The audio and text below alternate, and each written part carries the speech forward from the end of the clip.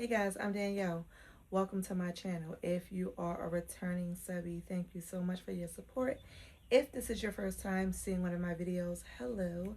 I'm a creator located in Maryland, and on my channel I predominantly focus on all things reinvention, specifically for those of us who are in our late 30s, all things grad school related, my law school journey, being a caretaker to a parent who has dementia. I also have 3 children, so I focus on that as well. I am a historian. I just recently graduated from grad school, a master's degree in African American history. So I am officially a historian. And so I focus a lot on history, specifically Black history, and just all things related to Baltimore City. I like to try new foods, new places, and bring you all along on that journey with me, and just all things life related. So the channel covers the basis essentially for everything, my life as a whole. So if that's something you're interested in, please continue to watch or come back and view some of my other videos. However, this video is focusing specifically on reinvention, right? As I'm sure you can tell from the title. So now that we have that out the way, let's get into this video. All right, guys, this is my third time trying to record this video, so I've already been through all of the motions, like ups, downs, crying, all of the things. So I'm going to try to just get through this video because now, you know, I'm frustrated. So, let's hop straight into it. First things first, reinvention is something that is often glamorized, especially in society as we know it. But I think one of the main things that is conveniently ignored or not highlighted as much as it should be is that reinvention is very lonely, right? For me specifically, I've been on my reinvention journey for about a year now, close to a year and a half or something of the sort, like diligently. And honestly, I haven't been as diligent as I should be, but it's just better than previous attempts, right? So in July of 2025, I lost my father. Prior to that, though, he was in a vegetative state for 2 years prior to his ultimate passing. But he ultimately passed away in July of 2025. So it hasn't been a full year since my dad has been physically gone.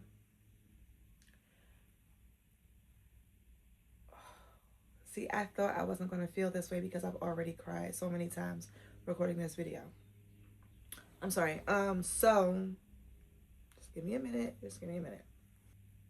My dad is and was the epitome of what a good man should be, right? He was the epitome of the perfect father. And in his passing, I've learned a lot about myself, right? And I've learned a lot about other people as well, right? And so my dad's passing kind of forced me into reinventing and addressing certain issues that either I had been avoiding or just willfully neglecting because I had my father always as my support system, right? The person I could always go to, talk to, just vent, but just in the moment, right? Like he would help me get over things in the moment, which means that I didn't properly address the root cause, right? And so with him passing and with me having to navigate not only him passing, but, you know, my mom's dementia ramping up and then just really being a single mom, it just put a lot into perspective. And so for me, within this last year and a half specifically, I've been working on bettering myself, right? Not just externally, not just the things that you can see or that others can see, but internally, because I realized I had a lot of unhealed trauma. I had a lot of trauma that had been willfully ignored and neglected. A lot of things that I didn't even know actually was trauma, right? And so I've began to go on that journey of healing that. I just recently graduated in May. I just recently completed grad school I graduated May the 14th. Not only that, I've spent this last year and a half really navigating grief, navigating grad school, navigating caretaking, um, navigating some of the feelings that come up for me internally, and honestly, just trying to figure out who Danielle truly is, right? Specifically, I've been focusing more so on my soul's alignment and what feels right for me on on my soul's level, right? And along this journey, one of the things that I was not prepared for is how lonely it is, how lonely it continues to get along this journey. And I think that when reinvention is brought up or talked about, like by content creators or just influencers or whatever the case may be, it is often conveniently left out or willfully neglected how lonely your transition is, how lonely reinvention is and will become. And it's not because of like issues that you may have with your friends or your family or whatever the case may be. It's really just alignment, right? And the lack thereof, which I think is problematic, right? Because I think that the term reinvention has been so loosely used or utilized that it kind of glamorizes the hard work that really goes into it, right? With that being said, I think that is extremely unfortunate because essentially what reinvention has become known for is something to be glamorized, right? And in one sense, that is true. In the other, it's doing some people a disservice because it's setting false expectations because it is not providing the full picture, right? And this is by omission, right? Like people, if they're actually doing the work, people know that going on a reinvention journey or a healing journey or finding yourself or whatever you want to categorize it as, it is a very lonely journey. And to only highlight the good parts, essentially you're lying by omission, right? Right? Like you're choosing to omit the other part that's not as glamorous, which is some days you're going to be alone. You're going to lose friendships. You're going to find yourself really not being able to relate to other people. You're going to find that people are unable to relate to you. You're going to find that you thought you hit a pinnacle or you reached a pinnacle and it's like, no, actually, there's more, right? Like, it's just the shedding of so many layers. And when people who consider themselves influencers or content creators or whatever share information, if you are putting yourself in this role, you have a moral obligation, at least you should feel morally, you should feel the moral call to be honest, right? Because you shouldn't set people up to expect one thing and then it's the total opposite. Or it's a combination of both. And for me, on this journey, it has been one of the most loneliest things I've ever experienced. And like I said, it's not because I'm not cool with this person or I don't like this person. It's just simply because we're no longer in alignment, right? And that's okay. That's okay. Because the time and place where I met those folks is no longer where I am now. The time and place where they met me is no longer where I am or where they are. And we're each growing and just on different paths. So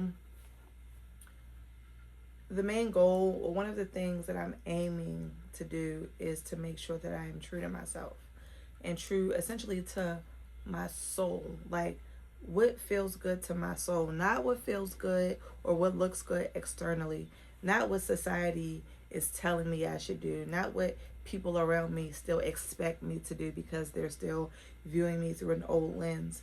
It's really, how do I feel internally? Is my soul leading me? And is my soul healthy enough to lead me?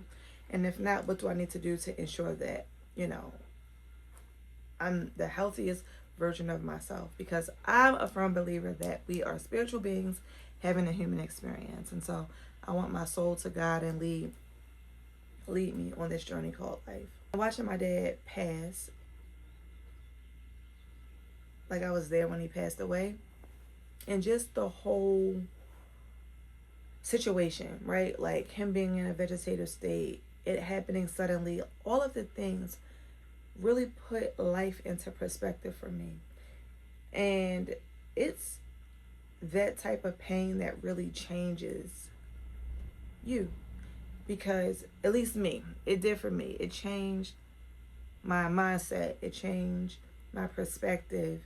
It changed my wants, my drives, the things that are important. And so I decided that for me, reinvention is an absolute must, for me to be my healthiest self. And so as a result, I created a framework for myself that I like to adhere to, because I realized that I really couldn't turn to anyone and ask them for advice, because A, they're not on the same path that I'm on, and B, they're giving advice from their perspective, right? Like, it's not me. Only I know what's best for me. My soul knows what's best for me. And so in order to do that, I sat down in a very quiet place and I thought back to a time when I was my most happiest, when I felt my most authentic, before I was extremely influenced, before I was made to feel weird or awkward or criticized for just simply being, right? I sat and I thought back to a time prior to all of those influences, prior to all of the family rearing, the family influences, the belief systems, and all of the things, societal beliefs, and just all of the things. And it was when I was a little girl, around 6 or 7. No pun intended for the 6, 7 thing, but I was around 6 or 7, and I thought back to those times when I was just my most happiest, because I was allowed to be the purest form of self.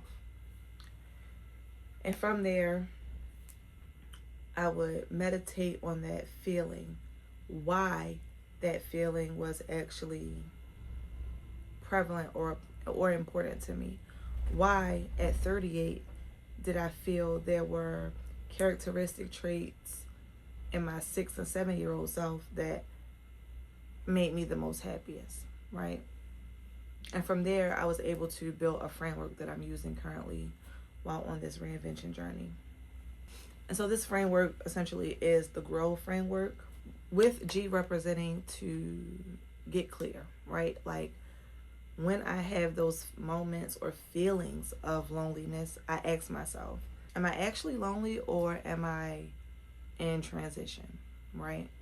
And that's important because the way we frame questions, the way we speak to ourselves is very important, right? And so loneliness normally comes with the feeling of sadness and, I don't have any friends, and it's kind of a downward spiral for me, right? Because I struggle with rumination, right? And so when I reframe the question of, am I lonely or am I in transition? Transition for me reminds myself that I'm actually on an upward trajectory, right?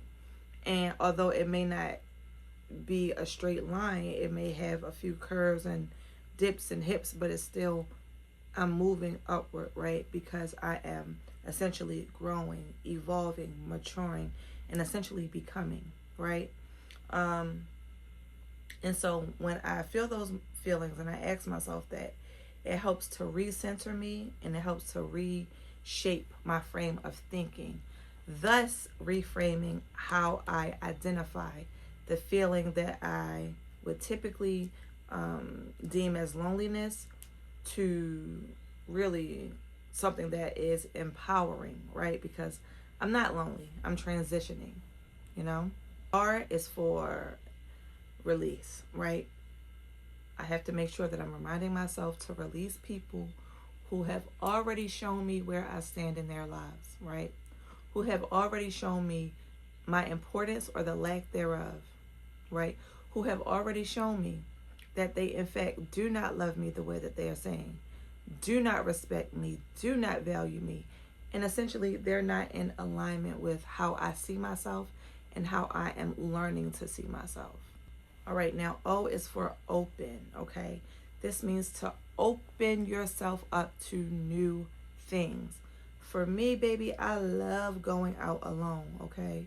I have been going to museums, coffee shops, bookstores, restaurants, all of the things, the movies, whatever you can think of, I go alone. I I open myself up to new experiences, right? I look on Eventbrite, or I even use ChatGPT and I type in, say I want to go to an entrepreneurial event. I'll type that in for my location. I'm in the DMV area, so I'll type it in for the DMV area. I'll go. Or if I want to explore tech, or if I want to do anything related to AI, whatever your passions are, or whatever it is that you feel like you want to just try it. I use ChatGPT. I type it in, events coming up in the DMV area or whichever area you're in for the months of X, Y, and Z, and I go. Like, I just open myself up to new experiences. And the W is to work on myself, right? I am sure to work on myself in every way. This means I am acquiring new habits. I am learning new skills. And by doing so, these things are building confidence within myself. I am showing up for myself. I'm doing all of the things, right? I'm working on myself. Whatever it is that I feel like needs to be worked on, whatever it is that I feel like needs to be enhanced, or something that I want to, learn, or something I've always been interested in, or a hobby, or a new language, or playing an instrument, whatever it is, I am sure to work on myself, because I am my biggest investment, right? It's not a bag, shoes, car. It's you. You're the investment. And so I invest in myself radically and unapologetically. All right, guys. So now we are actually wrapping up this video. I do want to leave you with a few practical tips that I would like for you to apply, or at least try, if you found the Grow Foundation method helpful or anything of the sort. I'm going to provide a few extra tips, and hopefully these will help you as well. Number one is to go someplace alone, okay? It doesn't have to be somewhere grand or, a big thing. Take a walk maybe, or go to a park, or whatever you feel comfortable doing. But try to do things alone. Number two is to read 10 pages daily. Like, actually pick up a physical book and read. It changes your brain immensely, trust me. Number three is to attend one monthly event, okay? Again, start small if you're like uncomfortable going out or going places alone, but something at least once a month. Number four, we're going to start the new hobby, okay? This is your homework. Start the new hobby. These things are your homework. These are the practical things that you can actually do, okay? Start a hobby. Number five, you want to be sure to stop taking every friendship or relationship shift personally. Girl, that's them people, okay? That's none of your business. It's none of your business. I know it feels personal because it's happening to you and all the things, but that's them people, okay? Stop taking everything so personally. Number six, you have to journal what you're becoming. And it could be any form of journaling. It doesn't necessarily have to be pen to paper. It could be you leaving yourself voice notes. It could be you writing. It could be you coloring or drawing. Like, whatever it is, just get it out of your body so that it's out, right? That it's in the universe. Get it out of your body. And number 7, last but not least, be sure to focus on alignment instead of attachment. Okay? Alignment over attachment. Alignment over attachment, sis. All right, so that is all that I have for this video. Thank you so much for watching. Thank you so much for giving me your most valuable asset, which is your time. I will see you in my next video. And be sure to like, share, comment, and subscribe. And if you found this video helpful, please share it with someone else. Thank you, girlies. Bye.